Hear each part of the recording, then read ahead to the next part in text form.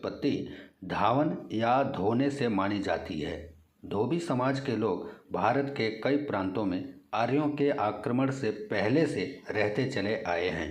धोबी समाज के लोग अन्य मूल निवासियों की तरह बराबरी में भरोसा करने वाले लोग थे और वे सब बिना भेदभाव के मिलजुल कर रहते थे। धोबी समाज हिंदू धोबी रजक के नाम से भी जाना जाता है। धोबी समाज के लोग ऋषि कश्यप के वंशज हैं। धोबी समाज के लोग मुख्य रूप से सरकारी नियोक्ता, डॉक्टर, आईटी इंजीनियर, सामाजिक सेवा, कृषि, खेती और राजनेता के रूप में कार्य करते हैं। धोबी समाज का इष्ट देव बाबा नगर सैन जी हैं। मुस्लिम धोबी समाज को पाकिस्तान में चारहोवा और गजार और भारत में कस्सर के नाम से भी जाना जाता है। रजक या धोबी ऋषि कश्यप के वंशज हैं, जिन्हें कपड़े धोने का कार्य करने को सौंपा गया था और यही कारण है कि धोबी का गोत्र कश्यप है, जो मूल रूप से सूर्यवंशी हैं। अन्य पिछड़ा वर्ग और अनुसूचित जाति में उन्हें सम्मिलित किया गया है। 2011 की भारतीय जनगणना आंकड़ों के अनुसार धोबी जाति की कुल जनसंख्या 1.5 करोड़ होने का अनुमान है। आज के समय में धोबी को एक जाति के रूप में देखा जाता है, लेकिन कभी समय था जब धोबी नाम की कोई जाति नहीं थी। उस समय जो लोग कपड़ा धोने का कार्य करते थे उन्हें धोबी कहा जाने लगा और आगे चल के आज के समय में ये धोबी नाम की एक जाति बन गई है। धोबी भारत में पाए जाने वाले जाति समूह हैं, जिनका मुख्य कार्य कपड़े धोने, रंगने, इस्त्री करने से संबंधित है।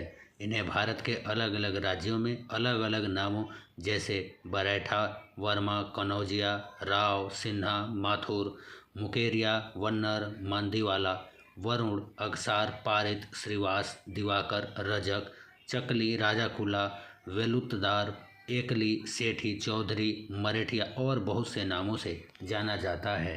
कहने का तात्पर्य यह है कि जिसको जो कार्य सौंपा गया, आगे चलकर इस समय यानी वर्तमान में उसकी एक अपनी उस शब्द की जाति बन गई है। धोबी शब्द की व्युत्पत्ति धावन या धोने से की गई है। रजक यानी धोबी महर्षि कश्यप के वंशज हैं, जिन्हें कपड़े धोने का कार्य करने को सौंपा गया था और आगे चलकर धोबी नाम की एक जाति बन गई। यही कारण है कि धोबी का गोत्र कश्यप है, जो मूल रूप से सूर्यवंशी हैं। अन्य पिछड़ा वर्ग और अनुसूचित जाति में उन्हें सम्मिलित किया गया है। सुबह सुबह किसी कार्य को जाने से पहले अगर धोबी का चेहरा भी देख लेते हैं तो बहुत ही शुभ माना जाता है।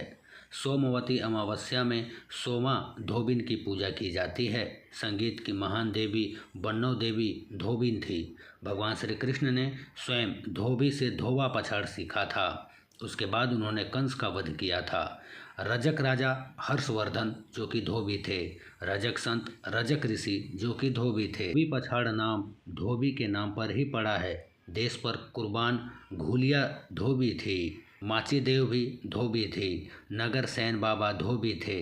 नारी शक्ति चैतल्या अम्मा धोबन थी। झांसी की युद्ध की वीरांगना झालरबाई धोबन थी। प्रसिद्ध पत्रकार गौरी शंकर रजक भी धोबी थे। यहाँ तक कि श्रीलंका के राष्ट्रपति रणसिंघेय प्रेमदास धोबी थे। धोबी भारत के अलावा बांग्लादेश, पाकिस्तान, नेपाल और श्रीलंका में निवास करते हैं। धोबी शब्द की उत्पत्ति धावन या धोना शब्द से हुई है, जिसका अर्थ होता है साफ करना या धोकर शुद्ध करना। अधिकांश धोबी हिंदू धर्म का अनुसरण करते हैं। यह धार्मिक रूप से संत गाडगे महाराज यानी गाडगे बाबा का अनुसरण करते हैं और हर साल 23 फरवरी को उनकी जयंती मनाते हैं। आदर्श पुरुष संत बाबा गाडगे जी महाराज, जिन्होंने डॉक्टर अंबेडकर के समकालीन समाज सुधार के अनेकानेक कार्यक्रम चलाए थे, लेकिन अफसोस कि संत गाडगे का संदेश अब भी उत्तर भारत में प्रभावहीन है।